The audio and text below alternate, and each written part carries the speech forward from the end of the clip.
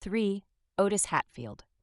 Great-great-grandpa Otis died before I was born, so I never met him. He was a legend. People still talk about him. He was the ancestor that settled this hollow. According to the stories, he acquired the whole thing, from one end to the other, totaling a couple of thousand acres. How he acquired it is lost to history, but likely it was the result of a horse race or poker game. The land was too rocky and steep for agriculture, except for narrow strips of bottomland near the creek, but it was thick with trees. The lumber was a good and steady source of income for the family. Otis never had to work as a coal miner, the region's #1 occupation. He refused to set foot in a coal mine and later told his sons if he ever found out one had taken a mining job, he'd kick his ass all the way to Pound, Virginia. This stance had both practical and moral grounds.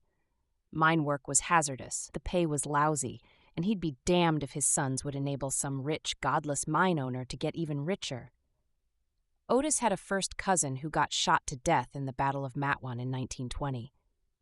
If Otis needed money, he would visit one of the local sawmills, tell them how many trees he wanted to sell, give them a handshake, and come home with enough cash to see the family through the winter. If things got really bad, he'd sell a few acres of land.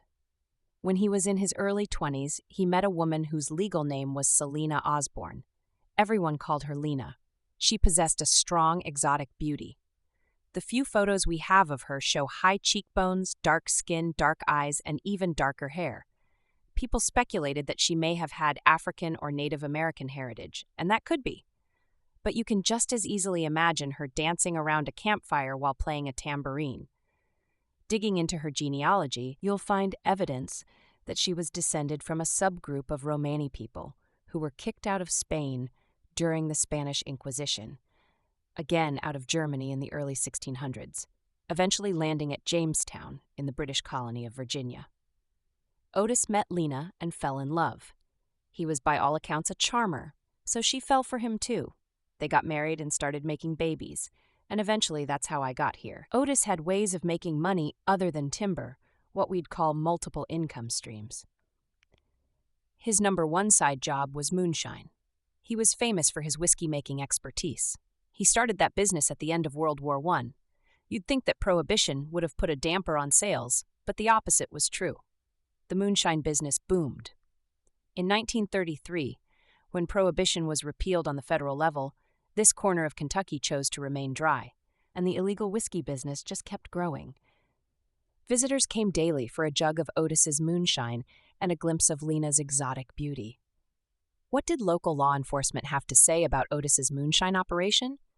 They were regular customers, too. When agents from the ATF, FBI, or IRS showed up to consult with the sheriff would send them off on a wild goose chase to protect the source. Those northern city folk don't have no business coming around here. Anyway, the sheriff would say.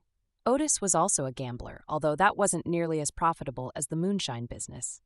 According to family legend, one night in the 1920s, Otis got involved in a backroom poker game in Pikeville. He ran out of cash and offered up hundreds of dollars of timber to settle his debt. The man with the winning hand declined. "I've got no use for timber," the man said.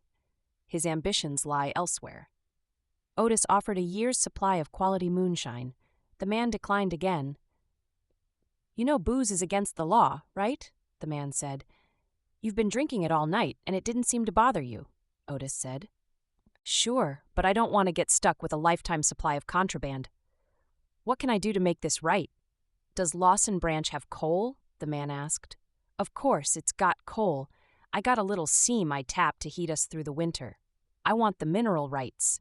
"To how much of it?" Otis asked. "All of it," the man said. "The whole hollow."